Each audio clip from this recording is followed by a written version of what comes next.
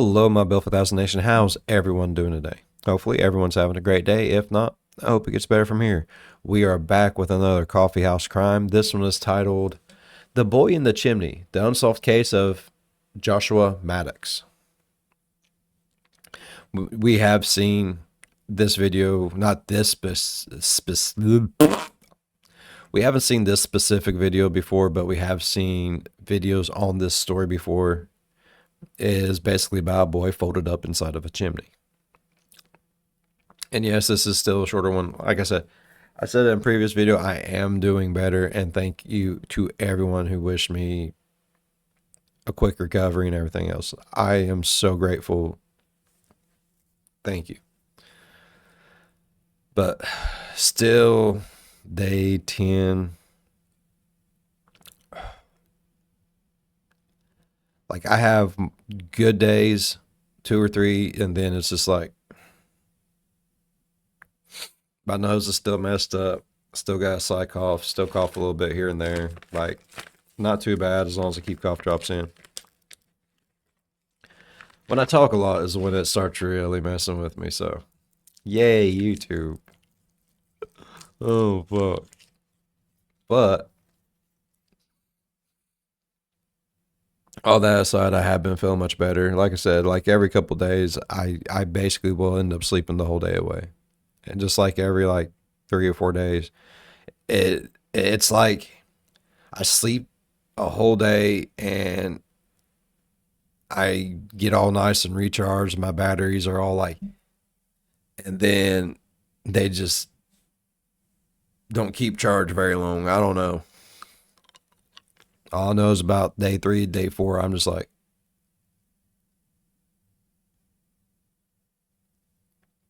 it's awful. But I'm feeling halfway decent today, so hopefully the videos are better than last week. Last week it was awful. Not the videos, but me, and just very. All right. Let's go ahead and get into it. Go ahead, turn them lights down low, put on something comfy, couple, something special. Let's get informed. He comes in with a lot of shit. Very informative. An 18-year-old boy goes missing, to be found dead 7 years. And another reason why we're doing this is because it was requested by a subscriber, and I'm pretty sure this is his first video. I don't know. Maybe? Years later, only 2 blocks from where he lived. Whatever happened to Joshua Maddux? Was his death accidental, or was it murder? My name's Adrian. Let's investigate.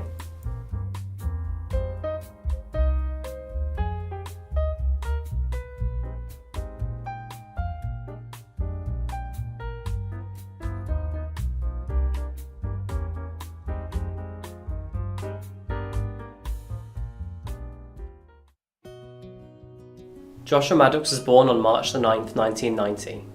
He grew up with his father, Michael, his brother, Zachary, and his 2 sisters, Ruth and Kate, in Woodland Park, Colorado. After being homeschooled for the first 2 years, Joshua Maddux enrolled into Woodland Park High School. He was a gifted, intelligent young man. He was creative, an artist, a writer, and a guitarist. He was really into his music, and he had good grades as a child.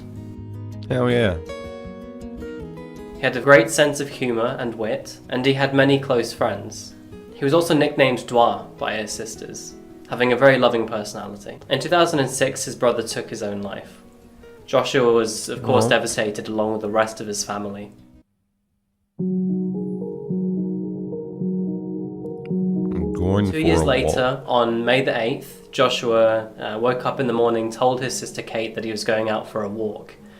That'll be the last time that anyone saw Joshua alive. With Josh being a lover of the outdoors, it wasn't unusual for him to go out for a walk. He would often go by himself or with friends. But as the days passed, it became more and more strange that he wasn't coming home. So after 5 days of Joshua missing, they finally reported his disappearance to the police. On the 13th of May, Joshua's father called the police to report him missing. He said, I got up one morning and Josh was there, then he just never came home. The next day he still didn't come home. I called his friends, nobody'd seen him. Nobody knows where he is. The community searched for Joshua for days and then weeks. I love it when they do their own little voiceover thing. Anybody else remember when Mr. Ballin used to do that too? Like whenever he would be doing some videos and he'd come on there with his weird voice. I love it. And then months in the surrounding park area. But no dice Joshua was never found. Joshua's sister eventually shared a post on her Facebook. Since Josh was 18, it has been reasonable to assume he may have decided to leave town to start a new life. As one of his two older sisters, I have always chosen to believe that this was the case. I have expected Josh to return home to my father's house at any time with wife and small children so that they can meet their grandparents and two aunts. Josh has always been known for his musical and literary talent, so maybe we would find him playing music with a band on tour, or catch him writing successful novels under a pen name, so that he could keep his preferred lifestyle of solitude in the woods. Now, no one had any reason to believe Josh was in danger. He wasn't that kind of guy. He graduated from high school with good grades, he was well liked by his friends, and he often kept out of trouble. He had been doing well and he was happy around the time that he disappeared. The police had no reason to suspect that he was in danger, so they filed a missing persons report under his name. The case eventually went cold. His father, Mike, retained ownership of the house that he grew up in case, whenever he did decide to come home, that he would know exactly where to go. But no news of Josh ever came forward. That's the sad. case just simply went cold. That's sad. Everyone just kind of standing still because they don't know he's dead. Like, it's awful. That's what kills me when a Fast killer forward will 7 know where years, the and body on is, Friday, and they just the choose not 12th to of tell them, like August, it's going to do something. 2015, at approximately 2:30 And let the family in the have afternoon. closure, you know what I mean? Police were called to a residence on Meadowlark Lane in Woodland Meadowlark Park, Lemon. Colorado. A body had been found during the demolition of an old cabin. Murphy, a then 79-year-old president of Murphy Constructors, was tearing the property down to make way for a new wilderness development going on in the area, creating 32 single-family homes. Murphy's construction crew were in the middle of demolishing the cabin when they came across the unsightly discovery. They found the remains of a human body inside the chimney as they were peeling the chimney's steel casing away from the brickwork. The body was roughly 1 meter off the ground inside the chimney in a fetal position. Murphy said the knees of the body were above its head, but the legs had disjointed, so he believed it was a body that had been there for a long time. He also noted that one hand was covering the face. The body was found to be wearing a thermal shirt only. That was the only item of clothing. The body was naked from the waist down. So a bit of history on the cabin. The cabin used to belong to the Murphy family. It was bought by Chuck Murphy's parents in Woodland Park, and it used to be part of a homestead to the Thunderhead Ranch. The Thunderhead Ranch was somewhere where legal gambling and parties took place back in the wild days. But once the wild times had settled, the property was then officially bought by Murphy's parents, and Murphy's brother lived in the cabin for over 30 years. After that time, the property was then turned into a rental, and that lasted for a while until the property eventually became vacant for the next 10 or so years. The property would only be checked occasionally by Chuck Murphy, either for storage or to make sure that there were no squatters or anyone else living in the property unlawfully. Chuck Murphy recalled that The place was damp. It smelled like hell. There was raccoon poop all over the place. We really had no reason to go in there except to tear the building down. eventually dental records came back of the body, and the body was confirmed to belong to that of Joshua Maddux's. The cabin only a mile away from Josh Maddux's previous home. With these road images from Google Maps dating back to 2012, it's eerie to think that while these street images were taken, Joshua's body was just on the other side of that chimney wall. According to autopsy results, Joshua had no drugs in his system, he had no broken bones, he had no bullet wounds or knife wounds. Therefore, the coroner Al Bourne ruled that his death was accidental, most likely by falling down the chimney. What gets me is all the cars that are really just like on the other side of a small little area in a parking lot, looked like maybe like No one ever smelt a dead body. And if he wasn't dead when he was put into the chimney, don't you think somebody might have heard him scream being that close? And I don't think he fell down, because I've heard in other videos that there was something on top of it, if I'm not mistaken. He also stated that his death had not been instant and probably was due to something along the lines of hypothermia. So a sad but resolved case, right?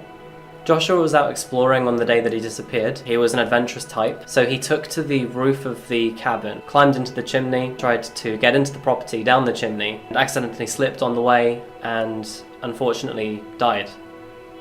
Accidentally. Bullshit. You'd be forgiven for thinking this is what happened if these were the only details we knew. But there's a lot more.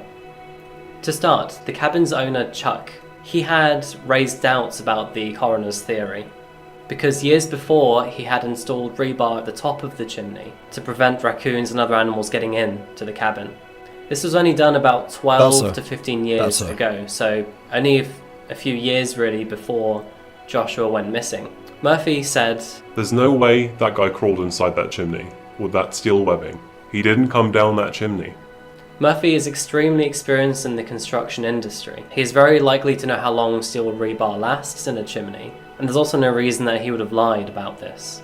This means it's much more likely that Josh entered the chimney from inside the cabin rather than from out. Also, if he did actually climb down the chimney from outside, the leading theory of his death is through compressive asphyxia. This is where in a chimney your legs are forced above your chest, and the compression of your legs onto your chest actually prevents you from breathing. But Murphy reported that Josh's legs were downwards as if he was in a fetal position. It's still possible to die from compressive asphyxia with your legs downwards, but it's much more difficult.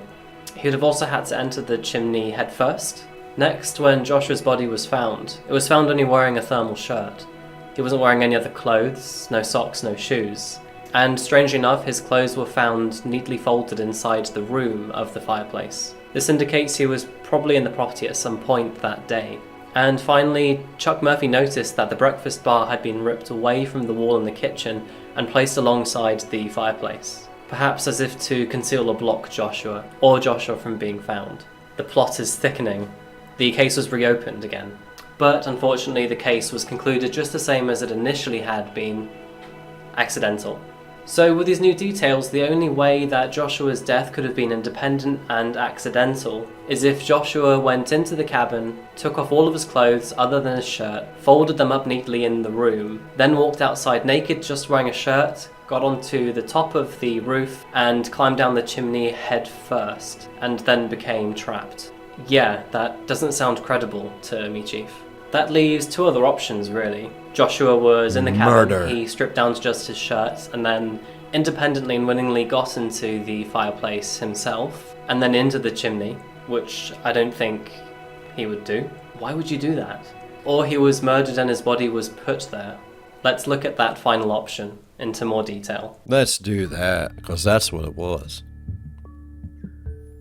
During the investigation, the coroner had mentioned that several phone calls were made to both the police and the coroner's office. These phone calls suggested leads of possible suspects that may have been involved in the killing of Joshua Maddux. One claim cited hearing the suspect say, "I put Josh in a hole."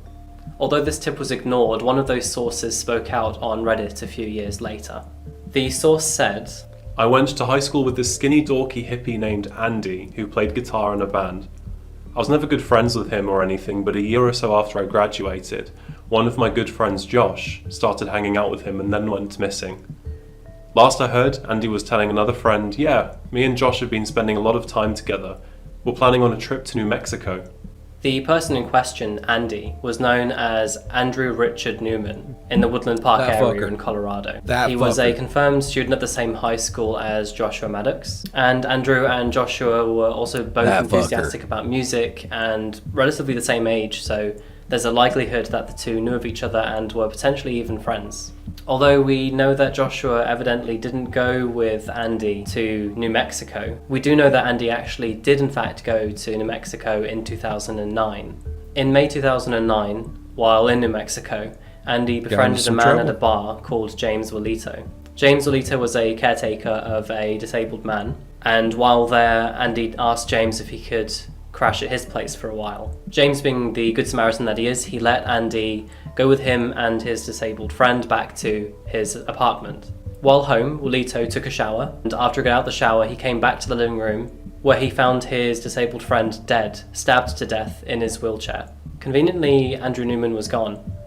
In June of the same year in Texas, Andy was taken to the police station after being caught in a property where the homeowner hadn't given him consent to be there. Andrew was actually found with the homeowner's 2 children, both of them under the age of 16. He didn't like the way that Andy was behaving, so he took him to the police station. While there, Andy Newman agreed to giving his fingerprints, and his fingerprints actually matched those of the murder scene back in Albuquerque, New Mexico, where the disabled man had been stabbed to death. Andrew also admitted to another murder, not that of Joshua Maddux's, but of a woman in Taos, New Mexico. He claimed that he killed her and stuffed her body in a barrel. However, the police in New Mexico already had a suspect, so the case was dropped from Andy Newman. Right. Andrew Newman's whereabouts for the next several years. Oh no, we like this unknown, fucker better. probably because he was in prison for most of it. However, he picked up a fresh sentence in 2012 in Utah. This sentence included 7 charges, one of them being the assault of a police officer. He was then charged yet again in 2015 in Jacksonville, Florida, for trespassing onto a property. And once again, he was picked up in February 2018 for burglary and trespassing onto a property. In December 2018, Andrew was then picked up in Brazos County in Texas for the assault of 3 police officers, where he was later charged for burglary of an unoccupied structure back in Florida and fleeing Florida as a fugitive. At the time of this video, he's still currently behind bars, serving his time in Brazos County in Texas. Good. He even made news back in March 2019 for assaulting a detentions officer while in prison.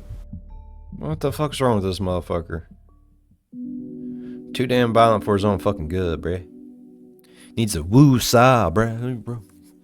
So, what's my theory on the Joshua Maddux case? Well, on May the 8th, 2008, Joshua Maddux left his house. He told his sister he was going out for a walk and that he'd be back later. So it sounds like he did plan to return home. Yeah. Later that day, either through force or voluntarily, he entered the cabin on Meadowlark Lane, and while in the cabin, Joshua's fate turned into murder by another individual. Tests confirmed that there were no bullet holes, no knife wounds, no marks on his skin, but what they couldn't rule out was asphyxiation, for example in a chimney, which means that he could have also died from being strangled. The lack of clothes suggests that there could have been some sort of sexual activity, either voluntarily or... So that's what a lot of people on, I don't remember the other channels that we've watched, but some are saying that the Andy dude, right? The one that, the shitty guy,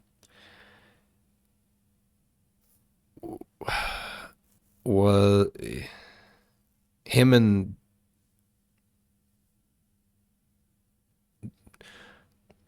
Andy and Joshua became friends supposedly, and some people are saying like maybe they was like closeted homosexual or something like that, and you know, didn't want nobody finding out. Maybe that's why he was, you know, pants was folded up, underwear was folded up, you know, everything from the waist down was folded up. And then they think that, you know, maybe one thing led to another, and the Andy dude got violent, killed him, shoved him into the chimney. I don't know. I don't think anyone will ever really know for sure. And if there's a video out there that actually does really know for sure what happened, hit me up in the link in the description. Hit me up in the comments. Hit me up. I'm already tired. I'm sorry. All right. That's been a few channels' theory on it, is, you know, some sort of sexual assault, and like either one kind of freaked out for whatever the case may be, or the other was just wanting something that the one didn't. Nobody will probably ever know, but you know, some people theorize that he got angry and killed him, or maybe he got angry and the guy ran into the chimney to try to get away from him, like was trapped, whatever the case may be, and then other stuff was put in front of the chimney so he couldn't make his way back out. I don't think we'll ever know for sure unless the dude just owns up to it, but I don't know if he'll ever do that either. So involuntarily. After the murder, in which the motive is unknown, Joshua's body was then forced into the chimney via the fireplace. The breakfast bar was then ripped off the wall in the kitchen and put in front of the fireplace to conceal off the area, potentially to block off the smell and to prevent people from looking in the chimney and discovering the body. What we do know is that Joshua went missing in 2008, shortly after allegedly beginning to know Andrew Newman. Andrew Newman would soon move away and begin building his long streak of charges on trespassing, assault, and potentially even murder. It's not a large stretch of the imagination to think maybe he could have done that back in 2008. But with Andy's nomadic lifestyle, police could never really pinpoint where he was during the time of Joshua Maddux's initial days. And with the crime scene aging 7 years before it was found, and then the demolition of the crime scene shortly after, and Joshua Maddux's body being cremated, it's very unlikely that we'll ever find out what exactly happened to Joshua Maddux. And while we can theorize about the links between Angie and Josh, none of this is concreted in evidence. So unfortunately, this is something that will probably forever stay unknown as a mystery. We can only hope that maybe one day someone comes forward. But until then, this case will lie closed.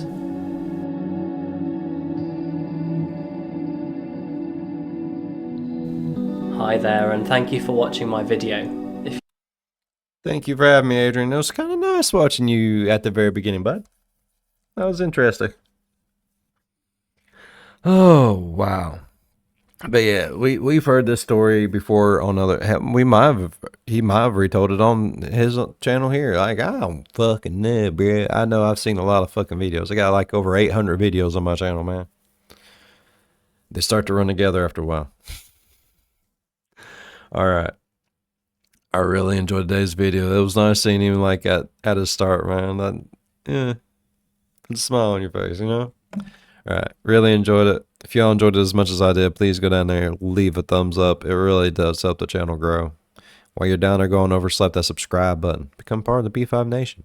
We do some crazy stuff here. And if you want to know when that crazy stuff happens, ding that bell and turn on all post notifications.